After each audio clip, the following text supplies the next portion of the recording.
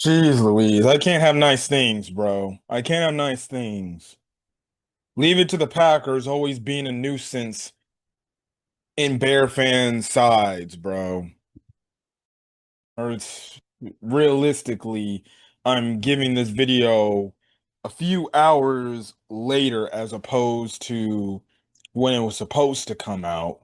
One, when the news broke, I was at work, and on top of it, had, coworker type of event and things like that. So yeah, but yeah, Micah Parsons got traded, and he got traded to the one team I definitely did not want him to go to. And of course, he goes to the Green Bay Packers. And obviously, for new viewers and other viewers alike, as you can tell by the title, I am a Bears fan, and obviously, I'm not happy about this move, and I hate this move. Um, Regardless, obviously, the main point is what does this mean for the Chicago Bears? That's just my perspective. Now, we got to deal with Micah Parsons on the Green Bay Packers for the next 4 to 5 years, right? He's technically got a 5 year contract because he's still technically on his rookie deal, right? So his deal doesn't kick in until probably next year or next season. So he ended up getting a 4 year, $188 million deal, including 136 million guaranteed, and he is now the highest paid non-quarterback.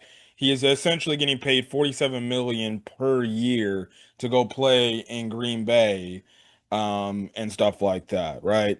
Then the Cowboys, they basically gave up two first round picks, and they take on Kenny Clark, right? Or they get two first round picks and they get Kenny Clark. Now, on one end, it's good that I don't have to deal with Kenny Clark again, and I don't have to hate him again because I'm a UCLA Bruins fan. But at least he won't be an issue in our division because trust me, that guy always gave us fucking fits. But even then, I look at what the Cowboys fucking did, and I'm just like, bro, are you people stupid over there? Like, you're trading away basically your all pro freaking defensive end who's 26.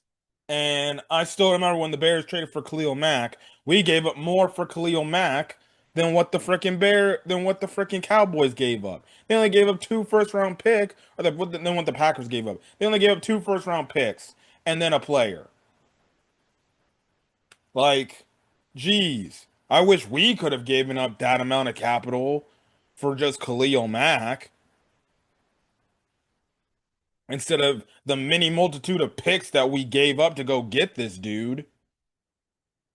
But like, I don't know what the fuck Dallas is doing, bro. And then you had it to where freaking Jerry Jones is basically parading around like, well, we did this to make our team better. I'm like, that move does not make your fucking team better. Now you got no edge rushers over there. So there's that, right? So clearly Jerry Jones has dementia. Um, It is what it is. I thought, he would give him the money, but Jerry Jones, being as stubborn as can be, he only wanted him and Micah to be talking about the contract because apparently the story was that he did not want his agent involved. David, which is Micah's agent is David Muguleta. Jerry Jones wanted nothing, wanted Muguleta to not even be involved in the conversation. He just wanted to have Micah Parsons come to basically, I guess, his office. Hey, sign the contract, and there you go. This is your money. But obviously Michael Parsons like, nah, dude, I want to let my agent look this over before you try to scam me out of some sort of contract, and you probably have some like these clauses and things in this that I don't know, right? Obviously, as a player, you're going to do the right thing and you're going to tell him, like, no, dude, I'm going to have my agent overlook this. And if everything seems fine, I'll sign the contract. But Jerry Jones was having no part of it. And he was like, no, no, no, no, no, no. That's not how we do things, apparently, over in Dallas. We don't allow the agents to get involved. I'm the boss. You're the client. That's it. Or you're the employer. You signed the contract that I offer. And regardless, Jerry Jones with his dementia over there in Dallas, I have no absolute clue what he's doing. And it just only goes to further show you that the Cowboys do not care about fucking winning, albeit Jerry Jones keeps talking about, I do care about winning, I want to have this team win, but he's actively holding them back. Thank God. Look, again, being a Bears fan is brutal with all the years I had to endure, and I hope with Ben Johnson coming here, it it ends up being something worth the wait, and we are actually a good team for years to come, despite being in a really tough division. You get my point, right? But thank God I'm no Dallas Cowboy fan.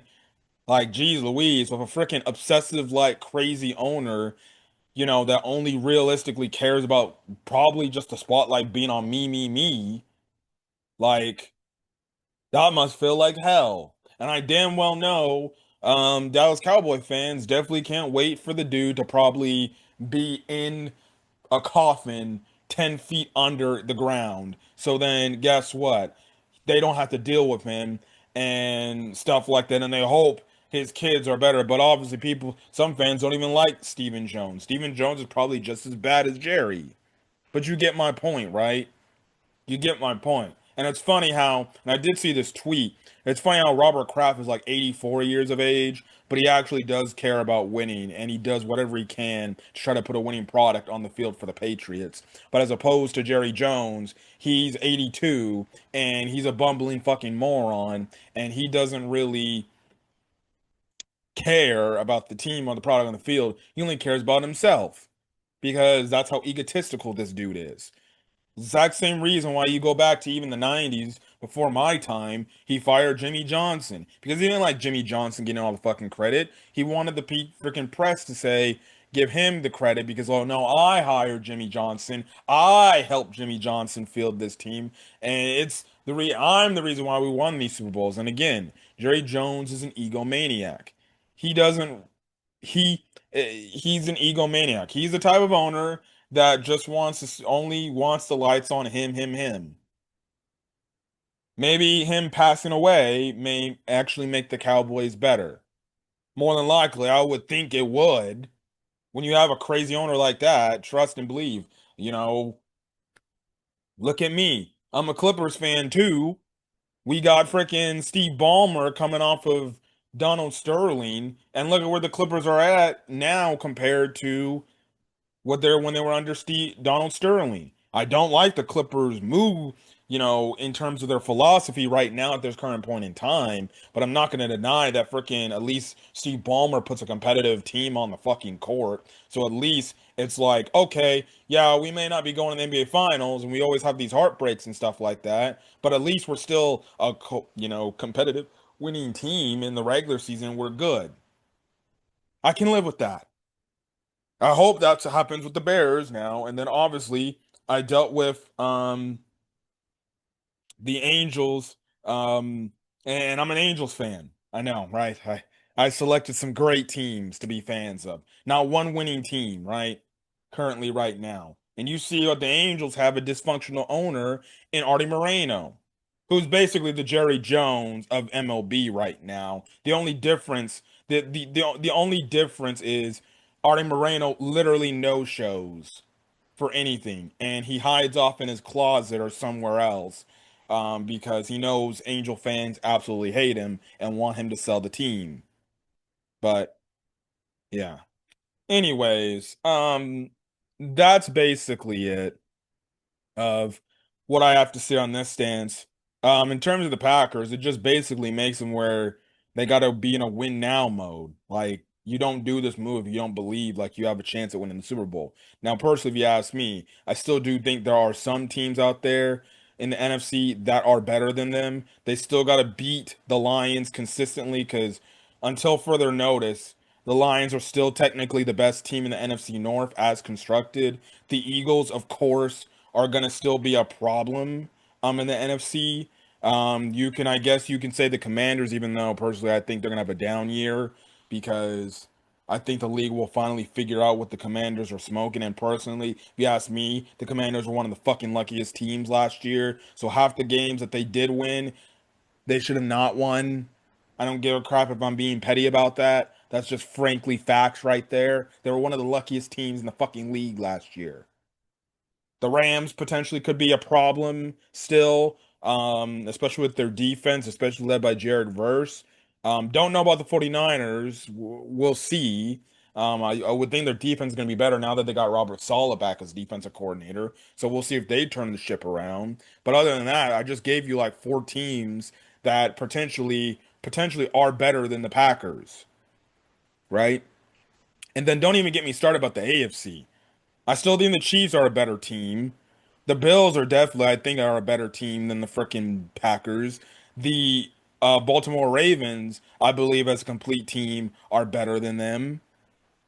Like, dog, there's even other teams. Even if they were to get the Super Bowl, they're seeing one of those teams in the Super Bowl. What are the chances they actually beat them? Probably not. So, regardless, again, you can call me a freaking hater, and oh yeah, yeah, you're just saying that as a Bears fan because you're upset that we got Micah Parsons. That's just the facts. Another part of the facts is it also shows that the clock is now, or the spotlight is now on Jordan Love. Personally, I think Jordan Love is an average at best quarterback. There's nothing he does that is impressive, and he's getting paid like he's an elite quarterback. He's not elite, he's average to good. He isn't a great quarterback, he's good. And personally, he doesn't knock my socks. Again, the Bears should easily be able to beat him. But the Bears, obviously knowing the Bears, they have their fucking problems for whatever reason. So hopefully in the Ben Johnson era, that changes around. I don't care. Even if we lose to Green Bay in Lambeau, I don't care. Just beat them in Soldier Field, please. That's all I ask for. Don't let them come into your building and beat you. Beat them. Personally, I wouldn't want them sweep them every single year. Beat them 2-0 every single year. But if I have to go split 1-1, I'm fine with that. Just win the home game. Preferably, I still like to do what we did last year and beat them in Lambeau. But well, that's my case. But that only puts the ownership on Jordan Love to figure it out and actually help this team get over the top. Now, I know they got a new weapon in Golden from Texas, who some Packer fans say, oh, this is going to be our wide receiver one. We'll have to find out that because they said about the last few guys. They said about Christian Watson being their number one wide receiver, or Romeo Dobbs being their number one receiver, or Jaden Reed being their number one receivers. They're good receivers. They're not great receivers. They're definitely not elite receivers. Now, I will say they do got a good coach in Matt LaFleur. That's the only thing envious that I gotta say. They actually have a good coach. Now, I believe we still got a good coach ourselves, but again, time will only tell. But that's the thing. We'll see. Now, I will say it will improve their defense. Now, the question is, he isn't a good run stopper. That is something he definitely has to work on. So hopefully, going forward, he doesn't work on it and he still has bad run defense. Now, as pass defense, he's probably one of the best in the game. And regardless, seeing this move just upsets me even more because it's like I look at my Bears and I'm just like, bro, we solidified the interior offensive line. That's fine. But when I see guys like Braxton Jones on the left tackle side, bro, I'm just like, and he's had probably arguably really bad preseason game stretch. And obviously when you have it in the press conference where Ben Johnson basically kind of admitted to the fact that the reason why Ozzy Trapillo is not even the left tackle and he's getting reps at right tackle is because, well, he hit a quote unquote rookie wall, which means they identified this cat can't play left tackle yet, if not maybe ever.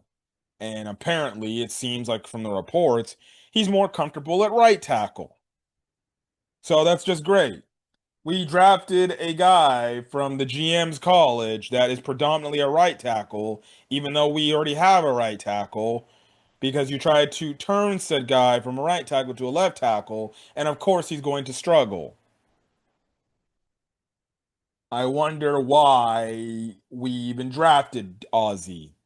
At this point, frick, you might as well frickin' had just drafted some random left tackle. That should have been the first pick instead of Colston Loveland. Or maybe you just go get a left tackle with your second overall pick instead of Luther Burden. Again, nice dudes, and we've seen the prosperous natures of these guys. But again, I still question why did we not get a left tackle in the draft? You can go back at last year's draft. Did we really have to get Roma Dunze? No, we didn't need to get Roma Dunze because we already, at that point, had traded for Keenan Allen. Why did we need Rome? Oh, because Caleb and Rome were really good friends in the draft process. When we could have drafted probably Olu Fashanu at that draft spot instead of letting him go to the Jets. Like, this is the exact crap I'm talking about when it comes to our GM, Ryan Poles. He's just drafting the skill position dudes that are nice to have, but like, dog, can you please finish the job of fortifying the trenches? Like, we do need a left tackle. And again, Ryan Poles is doing this thing of this content stuff, like, well, maybe we can just eat one more year of Braxton Jones. I know he's not up to par, but it's all right. Ben Johnson has basically already come out and said there's been no clear-cut winner, and it actually has bothered him, if anything.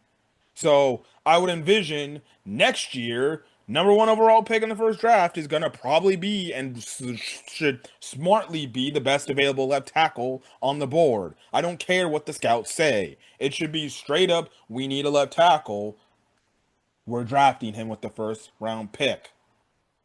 Whether we have to pass on a guy or not, because we got to solidify this ding position and have somebody protecting Caleb Williams' blind side. This is a whole thing that goes back to all these draft moments. It bites us in the ass. We pass up on some of these positions of need so we can get a want. Again, it goes to the same issues that I've had with Ryan Poles. He gets these skill position dudes with his first few selections, and then around third round or something like that, he then takes a lineman. I'm like, no, dude. No, you do the opposite. You go out there and you get the best available lineman first, and then if you need a skill position player, then you go get him because some guys will sometimes fall. If you just had gotten a lineman with your first pick, maybe with your second round pick, you could go get a freaking leftover quote unquote first round talent in the second round as a skill position guy. But no, we don't do that. Again, Ryan Poles is still building from the outside in.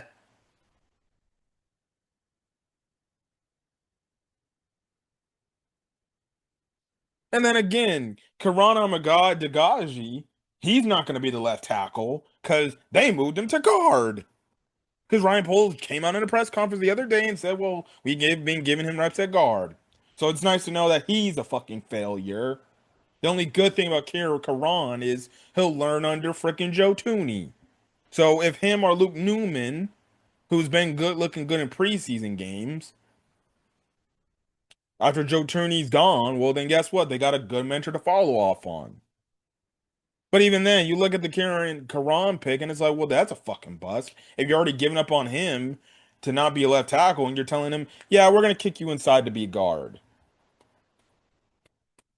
which means you're only left with either Theo Benedict, who's a rookie, undrafted rookie, and Braxton Jones. And more than likely, it seems like it's gonna be Braxton Jones as your starter. Again, a guy that is average, but we've seen how bad Braxton Jones can get, bro. And the last few preseason games he's played in, bro, he's looked absolutely atrocious, bro. And I look at the move that the Packers did with getting Micah Parsons, and he likes a bull rush, and Braxton Jones cannot stop the bull rush to save his life. Lord have mercy, bro. Lord have mercy. Ben Johnson has already come out and said that around the bye week, if they need to make a change at left tackle, they'll make the change. I hope that's the case because Braxton Jones has not looked good at all. Like right now, if I got to be honest, all the other offensive linemen have been doing their job and they've been playing fine. I know Dan Rochar came out and talked about Darnell saying how if he loses focus, he doesn't live up to the player he's supposed to be. But even then, I haven't heard a peep out of Darnell Wright in terms of the play. But I'm over here seeing clips of Braxton Jones against the Dolphins whiffing on a pass, even though we got a touchdown, whiffing a pass, and you had a pass rusher dart straight into Tyson Bagent's face.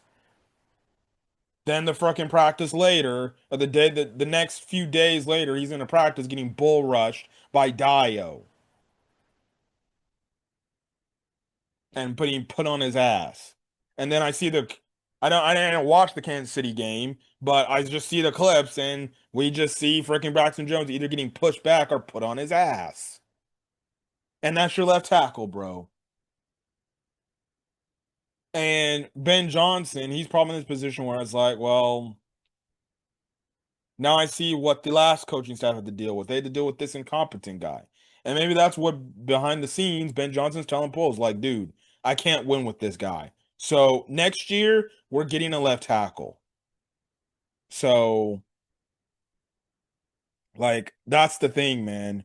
That's the problem when you neglect your position. That's a problem.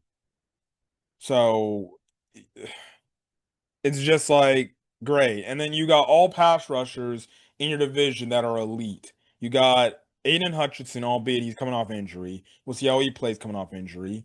You got Jonathan Grenard, who's an elite edge rusher, and now you got Micah Parsons in the division. So each team has a crazy elite pass rusher that even when they're getting double team, they still find a way to get home. Now, quote unquote, the NFC North as a whole has really good edge players. Montez Sweat is another guy. But Montez Sweat outside when he first got here hasn't done much of anything. He hasn't generated enough pressure. He had a down year, and albeit it was because of injury, it still wasn't the best, right?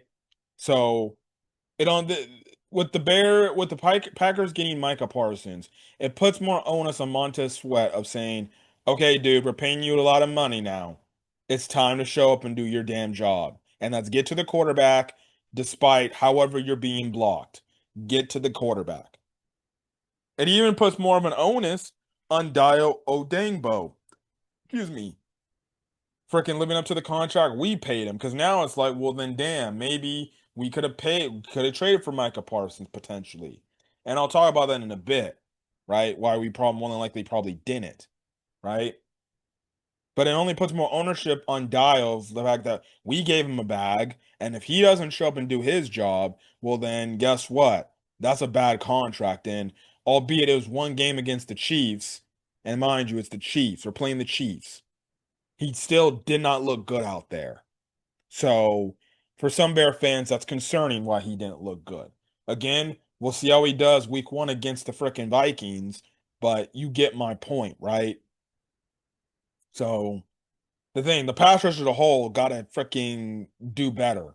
Do better than what I've been seeing in preseason, because I feel like in preseason there's been a lack of pressure and getting to the quarterback. Like I think the Bills game was probably the best one, but again, they're more than likely playing some of their backup offensive linemen. But you get my point. The defensive line as a whole has to do better. And personally, ask me if I'm running polls, you look at an edge and you just say like, look, man, especially because Austin Booker he got put on IR today. So you're down a pass rusher at a position at the edge position that you have little to no depth at. It's really only Sweat and a Dangbo, and then maybe Hardy, and that's it. So I would hope that Ryan Poles, fuck it, go get Zadarius Smith, like freaking make him complete his freaking NFC North Infinity Gauntlet. Like at this point, does it hurt to not go get him? I say fuck it and go get him. At least it gives you depth. I don't think he's gonna help massively, but regardless, it still gives you another edge rusher, a veteran one, and one that gives you depth till Austin Booker can come back. And who knows? Maybe Zadarius Smith becomes a productive player. I don't know why we just don't want to go out there and go get something that we need, even though we're lacking in depth. It's the same thing like with fucking running back. We got dudes who are injured at the running back position. Did we go after any fucking running backs on the waiver wire or who were just cut randomly? No, we don't go out there and we don't go get these dudes. We just are like, okay, we're just gonna give the ball and have practice be DeAndre Swift and that's it. Even though Kyle Monangai and Roshan Johnson are hurt. This is what I'm talking about. Like lack of movement, lack of helping out the team or getting more depth. Like, if you got two injured running backs, you better hope that they're healthy by next week's time before Monday night. Because if they're not, well, you're going to have to go pick up a running back. Like, come on now. Be faster with your decisions, please, and thank you. And now, before I get out of here, the reason why I believe the Bears didn't trade for Micah Parsons, I think it's plain simple. Now, the question is, would Ryan Poles have traded away two first round picks? Maybe, maybe not. I know in the press conference earlier, I think it was Pat the designer, he asked a question about going after a Micah Parsons since he was on the market at the time. And Ryan Poles basically kind of gave the answer of saying, like, well, you gotta look into all of these things. You just can't make a move just to make a move because there's a very talented player out there on the market. Yes, obviously it's a talented player, but you got to do your due diligence. You got to do your homework and see, like, hey, does it fit our culture? Is he going to be good for the locker room? How is this going to help the team? And then on top of it, is this going to hurt us in the long term, the long future, where we end up realizing, okay, we're fucking paying for this if this move doesn't pay out and the projection of the team, right? So clearly, I think Ryan Poles did this for a few reasons. Number one, I think he's probably looking at the past of the Bears and said, well, the Bears last GM traded for Khalil Mack and they gave a boatload of draft capital and basically sacrificed their future on Khalil Mack, and it hurt them in the long run when they weren't good. And they weren't a good team after the 2018 season, right? Because the 2018 season, Khalil Mack was legitimately, geez Louise, probably the best defensive player I can even fucking remember that year. He was fucking going off that year, right? But after the 2018 year, the team started to fucking suck again, like the Bears typically do after that once in a blue moon season. And because of it, and the fact that they were bad, they already had traded away their first round picks. It gave the Raiders chances to get a higher first round pick, right? Because of our bad play. And it ended up hurting us in the long run because it's like, okay, we could actually use that draft capital to try to help improve our team, but we sacrificed that to go get a defensive edge or a defensive end player, especially one that after 2018 he ended up becoming a very injury prone player, and it was always like, okay, is he playing or is he not playing? You'd always be listed as questionable. Again, I like what Khalil Mack brought to the team, and he was a good player for us. But like, we paid him a boatload of cash and we gave him a lot of draft capital, right? So Ryan Poles, maybe he didn't want to do that because, like, okay, we don't want to give that capital, and if it backfires for us, well, then I'm probably going to be out of a job, even though I got an extension, right? Um, so in that case, he's learning from that, right? And maybe that's why we ultimately didn't do that, because they remember from the Cleo Mack trade and say, okay, it only helped us that 1 year instantly, but the following years, did it really help us? Not too much. So that's the one thing about, as Bear fans, we need to hope that happens for the Packers. Instantly, it makes them win. But see, with the thing is, by making that trade for Cleo Mack, that only put more spotlight on Mitch Trubisky at the time to be like, okay, dude, you need to be the guy. You need to show up when your number is called, right? The same thing's gonna happen with Jordan Love. Is he gonna show up when even, and on top of it, he's getting paid the money? Because now the Packers are paying two guys on both sides of the ball like half their fucking cap. And that means they're going to be very limited in the future of what they can do. Even though the salary cap is going to go up, you still get my point. They're going to be limited with what they can do in the offseason when it comes to additions or even other trades because you got locked up at the quarterback and then you got locked up at the defensive end position. But you get my point there, right? Um, that's the whole thing there. So, yeah, I think another reason why Ryan Poles probably did not trade for Micah Parsons, um, I don't think, again, he more than likely feels like this team is not just one player away yet. You know, and personally, I think we can all agree we're not one player away. Like if the Bears were one player away, okay, I can legitimately see it to why. Look, regardless, I'm still pissed about it, right? But even then, like I can for Bear fans are going to get up in arms and think like, oh well, we should have traded for him. Like we still have glaring issues on this fucking team, right? We have no running back depth, especially at all when running backs outside of DeAndre Swift are fucking hurt, right? Our left tackle is a god fucking awful. And albeit Micah Parsons would address the edge rusher need, you could still make the case we still need some more depth at the edge rusher position. We don't have that depth. So we're still multiple pieces away. And on top of it, right, we don't know the verdict on Caleb Williams. And that's another big thing. They probably didn't do that, want to do this trade because they don't know if Caleb Williams is that dude. Is he going to figure it out under Ben Johnson and be the elite franchise quarterback we need him to be? So they probably didn't want to give that up, because of all that stuff there. Because if Caleb Williams flames out and he doesn't end up becoming the guy, well, then doing that trade is going to backfire on us and it's going to hurt us because it's then, okay, we got no first round picks to where if we're bad in any case, we have maybe a top 10 or a top 5 pick to maybe go up in there and select the next best available quarterback of Ben Johnson's choosing so he can mold and develop the guy. Like, that's the thing, right? Again, I'm not saying Caleb Williams is not going to pan out. I hope he does. I hope he becomes that elite quarterback because he definitely has the talent to do so. But if in any event it doesn't, well, then I can see why the Bears didn't want to trade that because they need that backup plan. I'm saying, well, if we're a bad team, at least maybe we have a top 10, maybe top 5 pick, which puts us in position to draft another quarterback again, right?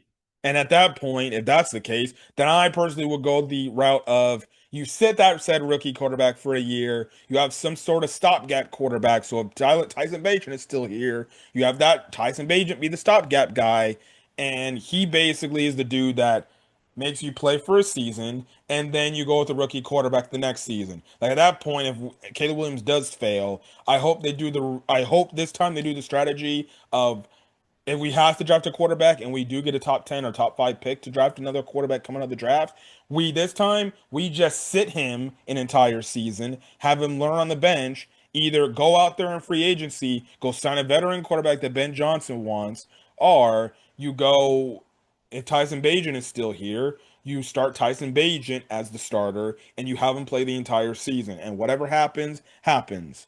You let the rookie quarterback know the playbook, watch on the sideline, and then the following year, that's when you have him play. Instead of just putting him out there in the fire and making him learn on the fly, right? I'd rather do that then at that point because then that's got to be the last potential resort. And then after if that plan ends up failing, well, then that just means we're fucking cursed at quarterback. And that means I probably just might need to find a new fucking team, right? Anyways, um, that's kind of the thing and stuff like that. So yeah, anyways, the last thing I think the reason why we didn't do this trade is the money. Like, bro, I don't know what our salary cap situation, but I think we don't got enough money to even do that. Like, we probably would have had to trade maybe Dio or maybe fucking even we might have had to probably trade away freaking Sweat or something like that, even to make the contract even fucking work. So I think the reason why is the fact that basically right now our salary cap is almost completely gone. So we would never have would have had the money to even pay Micah Parsons probably the type of contract the Packers paid him. They had the cap space to do it. We probably didn't. The Bears probably maybe made a call. Maybe reports come out that yes, the Bears did make a call, but because and they did make an offer, but obviously the money didn't match up, right? The dude is getting paid 47 million. Like he's getting paid more money than what fucking TJ Watt, Miles Garrett, and a few other people are getting paid that are non-quarterbacks, right? So maybe the money, it just was too much for Ryan Poles to say, okay, let's do that and let's re-sign him or extend him, right? And I'm more than likely think that's probably the thing. You got so many contracts, that are tied up into there. You already got Sweat making a lot of money, Dio's making a lot of money, and you probably would have had to part with one of those dudes. And then with the fact again, like I said, the Cowboys were looking to get a impact player. I bet you they would have looked at that and like, okay, well, who on your defense is impactful? For all we know, they could have asked you to say, hey, give us Sweat and we'll give you Parsons, you know? But we don't know. We don't know. Look, it sucks in real time that the Packers got an all-pro edge rusher, but this is what Ben Johnson is getting paid the big bucks. Like now, Ben Johnson, whenever we play the Packers, you got to do your job at scheming against the Packers defense against Micah Parsons. So he doesn't become a crazy impact player that is killing your fucking offense, right? So I guess he would have some contingency plans to do with that. I would feel like it's get the ball out of your hands quick, aka run to his side since he isn't a good run defender. Obviously double team him, which means whoever tackle opposite of Parsons, you got to win your one-on-one battle and hold your own against Rashawn Gary. Like plain and simple, man. Plain and freaking simple. So we'll see how it goes for the future of the Bears and the future of the Packers. But again, like I said, hopefully this move flames up for the Packers and it ends up becoming a bad deal that they look back on and they're like, yeah, we probably should have done that shit. So yeah, but as a Bears fan, I'm fucking pissed.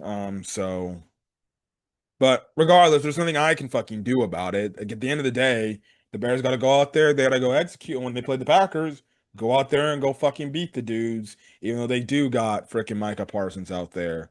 But we'll see how it goes. I think all Bear fans hope that this Micah Parsons move means about as of nothing for the Packers. And it basically goes the same way like how Khalil Mack went with the Bears, aka they don't do fucking nothing.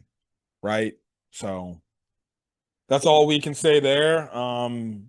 So stuff like that. If you're a Packer fan, you can laugh at me in the comment section. I could care less. But personally, like I said, at the end of the day, the Bears got to do what the Bears got to do. Ben Johnson's got to do what the Ben Johnson's got to do. So when we play the Packers, Micah Parsons or not, the goal is to beat those dudes. So beat them. The same goes for all the other division rivals. That's why I say week 1, I expect the Bears to beat the fucking. I expect the Bears to beat um the Vikings. I fully expect them to beat the Vikings at home. Got to. So yeah, I'll have to reach out to my Uncle Daryl, see if he's available on Sunday to record.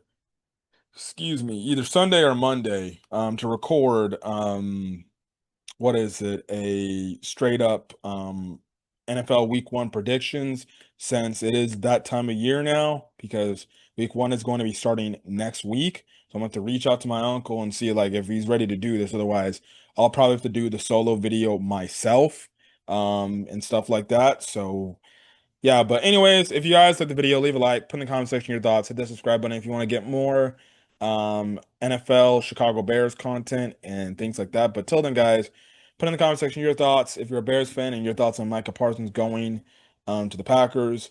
Do you think Ryan Poles was okay to let it happen, or do you think that Ryan Poles should have got involved in this and made a trade?